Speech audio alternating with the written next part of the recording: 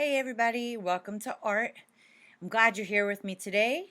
It's going to be a really fun and interesting little science experiment art project that we're doing today, and it's only going to require that you use a few household items that you probably have laying around. We're going to go right to the overhead camera. I'm going to show you what we're going to be doing, but I just want to tell you that we're going to be using the term diffusion today. If you think about it, where have you heard the word diffusion before? Have you ever heard it before? When we use diffusion in art, when we're talking about what we're going to be doing today, color diffusion, we are referring to the process of color seeping into a material and then moving throughout that material, diffusing into that material through the use of water. So I'm going to go over to the overhead camera and I'm going to show you what I'm talking about. Right now, what I have on my tray here is a school paper towel and a napkin that's got like 4 layers to it. We're going to probably work on both of these today. And I'm going to show you a little bit of what I was already playing around with to show you. My fan is on, so it's blowing around a little bit.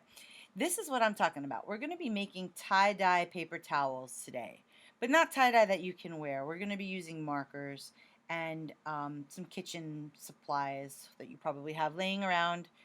This was just my little experiment that I was doing to show you, but this is what we're going to be doing, something like this, okay? So this is over by my fan drying right now. So you can go ahead and go grab a paper towel in the kitchen or the bathroom, wherever you keep them. Just one. You only need one. You can grab two if you want to, if you're allowed to. Or if you don't have paper towels, a coffee filter would work, or a white napkin would work. And it doesn't really matter if it's got a pattern on it or if it's smooth. It's actually going to be more interesting probably with a pattern if you have it, but that's why it's kind of like a science experiment today. We're just gonna play around and see what happens when we do different things. And for the most part though, we're gonna be just, a paper towel is fine. I'm going to go ahead and secure my paper towel here with a piece of tape on the corner so that it doesn't blow away and so it stays nice and flat. You're going to definitely want to work on a tray or something waterproof that isn't going to soak whatever's underneath. So if you're working at the kitchen table and you have a tablecloth down, you definitely need to have something underneath it, something like this that's not porous, that won't allow the paint to diffuse through. Okay, so you want to get a tray or a cookie sheet or just something plastic that you can put underneath the napkin. All right. And you're going to want to grab your markers. You're also going to need something that holds water or a spray bottle or both to do a little bit of a different experiment with. And you're going to need a dropper. And if you don't have a dropper that you can use, like a medicine dropper or an eyedropper that you can use a paintbrush. Okay, it's going to have to be, stay wet all the time. Or you can use a spray bottle. Most of us have spray bottles around. Something that's going to allow you to drop the water onto the color. And then we're going to be using different kinds of water-based markers. So you're going to want to grab a lot of colors. You're going to want to grab your Crayola markers. Most likely, don't use your Sharpies for this because it will not work. Okay, so you want your water-based, even if they're like the cheap kind from the dollar store, that's good. Those are going to work really, really well. So don't use your great stuff. You don't need to. But if you've got just Crayola markers laying around or crazy art or whatever. And so I'm going to go ahead and I'm going to just start by making dots. So we're going to be doing a dot pattern. Now we're going to experiment with different patterns to be used and see what happens to them when we combine different design patterns. So I've used red and orange. Now I'm going to go with yellow. And I'm just kind of pushing the marker in just a little bit, just to make that color when it hits the napkin, just to make it spread out a little bit more. And I'm going to go with a dark green. Okay, so by itself it diffuses into the paper, but the water is going to give it even more. Now what I'm going to do is I'm going to just do a simple like petal design. Now, I'm just taking, you know, silly things and just being playful. You at home, you have the whole week to think about how you want to do this and what you want to do. And then I'm going to use, I'm using the rainbow Roy G. Biv colors right now. This one's drying up a little bit, but it will still work. And this is also a great way, if you have old markers that are dying and drying up, to get pliers and pull this part out here, this felt part that's soaked with color. You pull it out and then you put it into a little jar with just a little bit of water, and all the color will diffuse into the water and you make watercolor that way. That's why when you're in my classroom, you know, if a marker dies, don't throw it away. It doesn't really die in here. It comes back to life in a different way. You guys know me. I don't throw anything away unless it's absolutely toast and there's nothing more to do with it.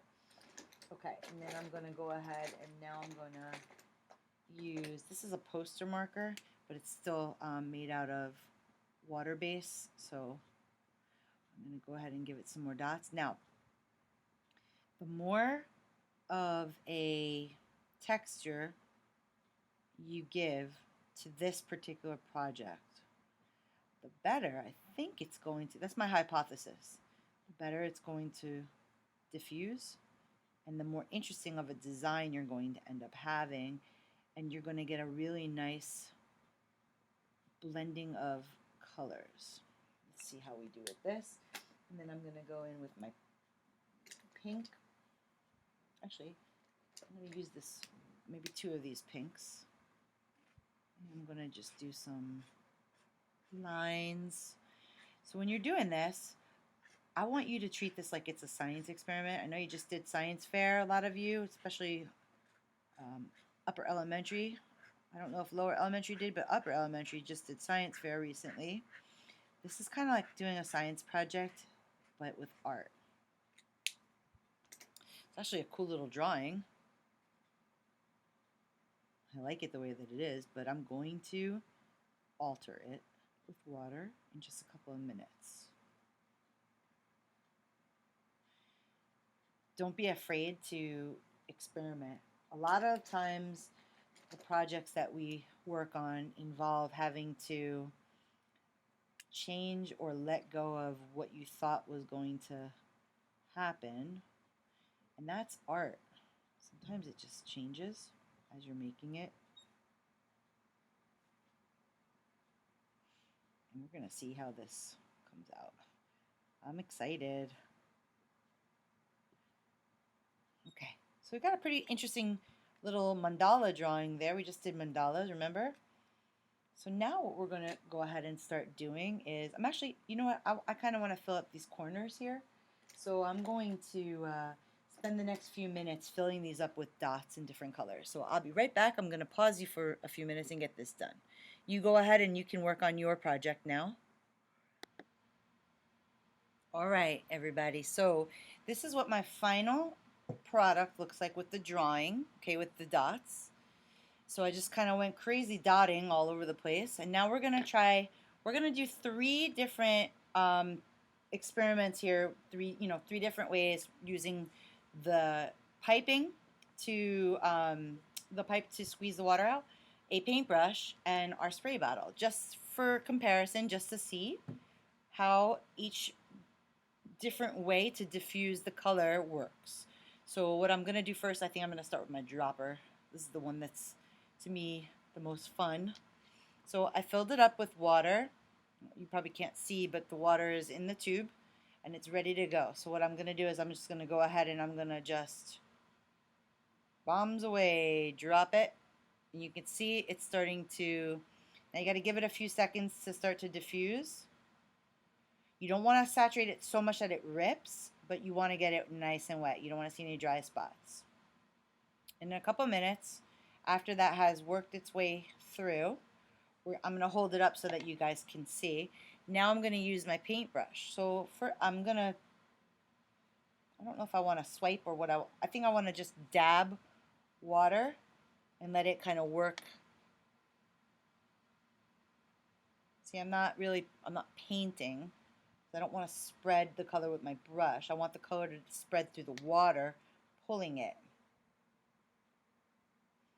We're going to see what happens with, I think the more color you use initially, the better the dispersion of color is going to be throughout the paper. Some markers work better than others. Here's what my experiment is showing me. You guys see what's happening here with the color? And then I'm going to use the spray bottle, my third trial here, which covers the most amount of space fastest, but it may not be the best way. Let's see. Actually, I kind of like it. I like what's happening here. I'm going to go back to the drop in the water here. So this is kind of like an art experiment this week, more than it is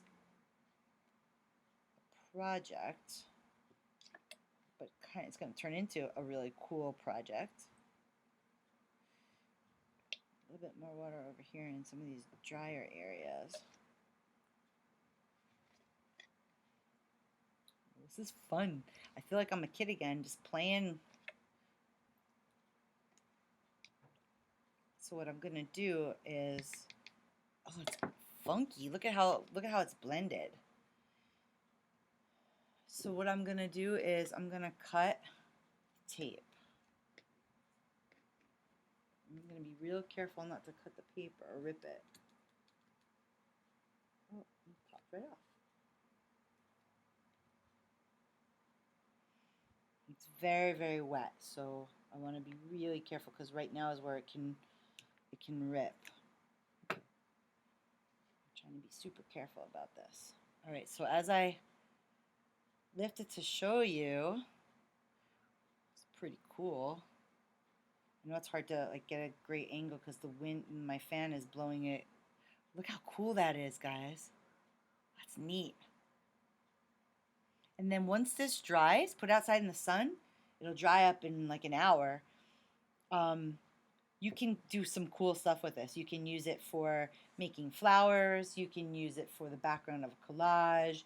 You can just, keep a bunch of them to cut them up and do something with, or just put them in a frame and hang them up, kind of like scarves or handkerchiefs. Really cool. We're going to try, I'm going to put this somewhere to dry. Even on the other side because it goes right completely through. I'm going to put this somewhere to dry. I'm going to put it on top of my other one. And I'm going to grab my thick napkin from before. I'm not even going to clean off the tray. I'm just going to leave it. And I'm going to just go ahead and do kind of the same thing. I just want to see what the difference is in this thick napkin. Now, I think what I'm kind of being able to figure out from this is that the thicker the dots and the closer they are to each other, the better dispersion of color through diffusion. Let's try some lines. Let's make it look like a flower. You guys ever made tie-dye before? It's a lot of fun. You get addicted to wanting to make everything tie-dye. Or at least I do. And here's some yellow lines. I start wanting to tie-dye everything. My Miles and Jack are like, I don't want that tie-dyed. Leave my socks alone. Okay. And let's just choose one more color. Let's get some red here. Do this. Just going all the way around my circle-y flower thing. And we're going to see what happens with a thick napkin and how the color diffuses. Just saying, this is a cool science project for next year. Okay. You know what? I'm going to mix up some brown in the middle with that orange. Give it a little bit of brown in there just for contrast with the light color. Orange. Okay. see. Let's see what happens. All right, you guys ready? Here we go. I'm going to use, I think the paintbrush is my least favorite way to do this. I'm going to use my dropper again.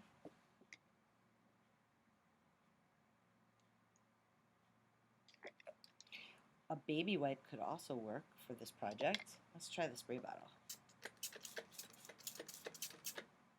Yeah, spray bottle works too. Now this napkin is nice and thick. There's many layers to it, so it's not going to rip as easily, but I still don't want to mess with it too much.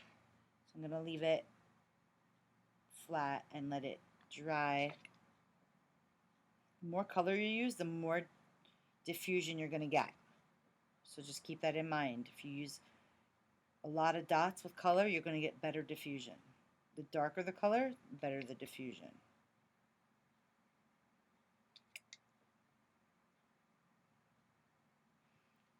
Cool, check it out. That's really cool. It's like a hazy, fuzzy kind of color diffusion. So I'm not puddling up my paper here. I'm not dumping water on top. I'm being very methodical and thought out about where I want to put.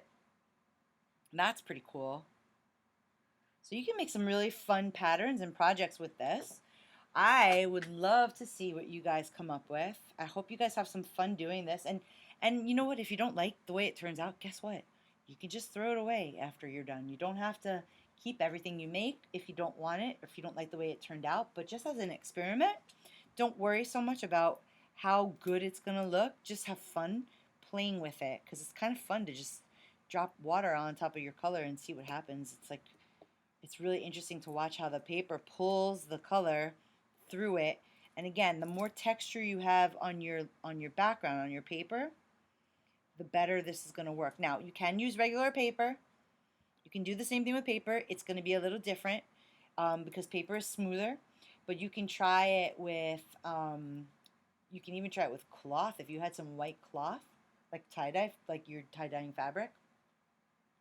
An old white sock maybe that doesn't have a matching sock or something with a hole in it. You can try it with, you can even try it with a mask that you're about to throw away. One of those paper hospital masks that we're all wearing. You can try it on one of those if you want to, if you've got one that you're about to throw away. I don't want you to waste the mask, but yeah, you could do that too. And send me your pictures. I can't wait to see what you guys make.